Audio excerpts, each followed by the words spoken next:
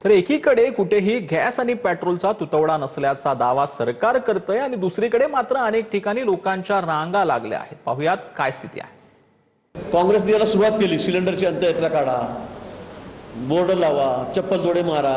अरे मला वाटतं की अशा परिस्थितीमध्ये आपला पक्षभेद विसरून, राजकारण विसरून सगळ्यांची आपली जबाबदारी आहे। हे राष्ट्रावरचं संकट आहे, आपण सगळ्यांनी एकत्रित यायला पाहिजे। पण लगेच 15 दिवसापूर्वीच त्यांनी सगळ्या अंत्ययात्रा काढायला सुरुवात करून टाकली आणि त्यामुळे मग लोकांमध्ये थोडंसं लोक पॅनिक झाले। 10 दिन हो गया, अभी सिंगल बाटला है, अभी OTP पे मैसेज नहीं आया, इसके लिए आना पड़ेगा। मी माझं बुकिंग 15 दिवस झालं बुकिंग करून। माझा दुसरा फेर आहे इथे यायचा। कधी बुकिंग केलं होतं? झाले 15 दिवस। 15 दिवस 15 दिवस आजपासून 15 दिवस झाले आणि वो बोलतो 8 दिवसांनी येणार, 8 दिवसांनी येणार। ते आता ऑफिसला जा, आता ऑफिसला आलो। कधी बुकिंग केली?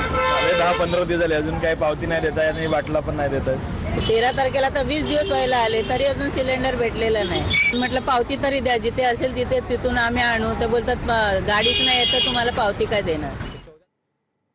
तर आता बातमी आहे बुलढाण्यामध्ये जिल्हाधिकाऱ्यांच्या आदेशानंतरही प्लास्टिक कॅनमधून डिझेल आणि पेट्रोलचं वाटप केलं जाते। पंप चालकांनी जिल्हाधिकाऱ्यांचे आदेश धुडकावल्याचं पाहायला मिळतं। इंधनाचा तुटवडा असल्याच्या अफवेमुळे वाहनधारक घरातील प्लास्टिक कॅन, डब्बा आणि पाणी भरण्याचे टाके घेऊन देखील यावेळेला त्या पंपावरती गर्दी करताना पाहायला मिळतात।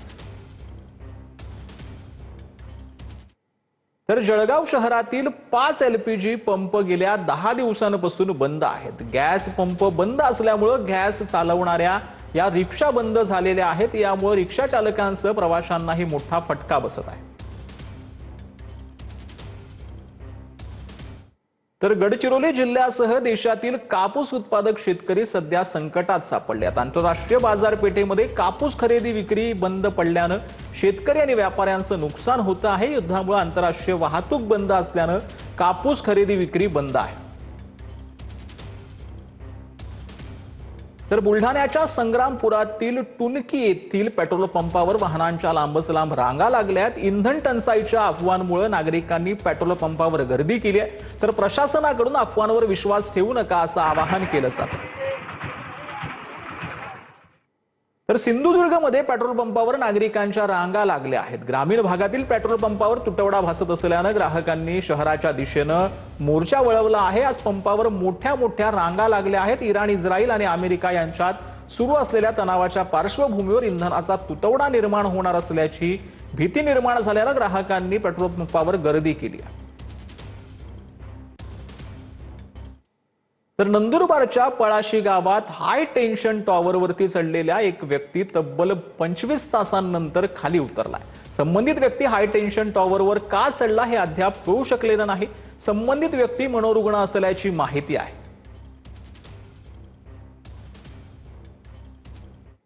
तर मीरा भाईंदर महानगरपालिकेच्या हद्दीतील अनधिकृत बांधकामांवरती आता हातोडा मारण्यात आला। प्रभाग 6 मधील 46 शेड जमीनदोस्त करण्यात आलेल्या आहेत।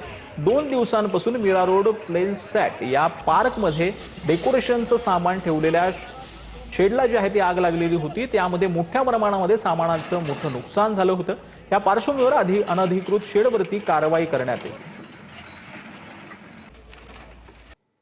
तर सोलापुरातील मोहोळमध्ये वादळी वाऱ्यासह अवकाळी पाऊस झालेला आहे। वादळी वाऱ्यासह झालेल्या पावसामुळे सोलार पॅनलचं मोठं नुकसान झालंय। पावसामुळे सोलार पॅनल जो आहे तो 30 ते 40 फूट उचकटून फेकले गेलेले होते। अवकाळी पावसामुळे गहू, हरभरा, मका पिकांचं मोठं नुकसान झालंय। गुलाबांच्या शेतीचं देखील पूर्णपणे नुकसान झालेलं आहे। तर रामनवमी निमित्त श्री संत ज्ञानेश्वर महाराज संजीवन समाधीवर चंदन उटीतून आकर्षक शिंदेशाही पगडीचा अवतार साकारण्यात आलेला आहे। अभिजित तोंडफले यांनी आणि त्यांच्या सहकार्यांनी ही शिंदेशाही पगडी साकारली आहे।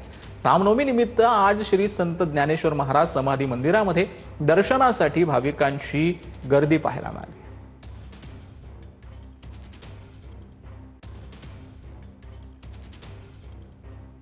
तर सांगलीच्या कासेगावामध्ये पार पडलेल्या कासेगाव हिंद केसरी बैलगाडा स्पर्धेमध्ये पंढरीनाथ फडकेंचा सर्जा रोमन बैलजोडीचा विजय झालाय। शरद लाहीगडे प्रतिष्ठानच्या वतीने या शर्यतीचं आयोजन करण्यात आलेलं होतं। स्पर्धेसाठी 300हून अधिक बैलगाडी चालकांनी सहभाग जो आहे तो नोंदवलेला होता।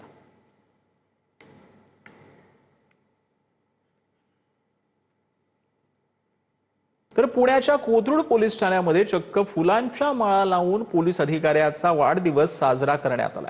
अधिकाऱ्यांच्या वाढदिवसाचा व्हिडिओ सध्या सोशल मीडियावर व्हायरल होतोय. शासकीय कार्यालय सजवून हा वाढदिवस साजरा करण्यात आल्यानं एक प्रश्नचिन्ह देखील उपस्थित केलं जातं.